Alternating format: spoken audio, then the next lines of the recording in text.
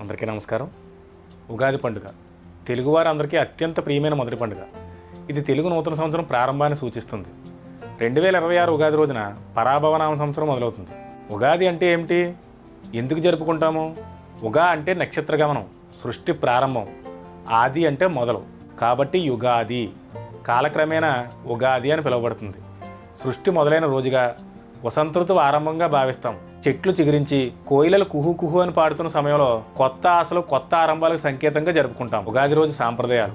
ఈ రోజు ఉదయాన్నే లేచి ఇల్లు వాకిట్లు శుభ్రం చేసుకొని, ఇంటి గుమ్మానికి మామిడి తోరణాలు కట్టుకొని, తలంటి స్నానం చేసి కొత్త బట్టలు వేసుకొని, ముఖ్యంగా ఉగాది పచ్చడి తయారు చేసుకుని తింటాం.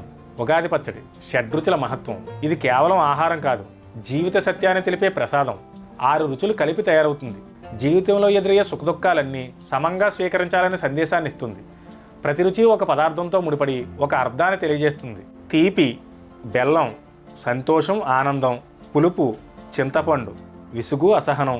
చేదు వేప పువ్వు, బాధలు కష్టాలు. వగరు పచ్చి మామిడికాయ, అప్రియమైన సంఘటనలు నిరాశ. కారం మిరపకాయ లేదా మిరియాలు, కోపం ఆగ్రహం. ఉప్పు భయం ఆందోళన.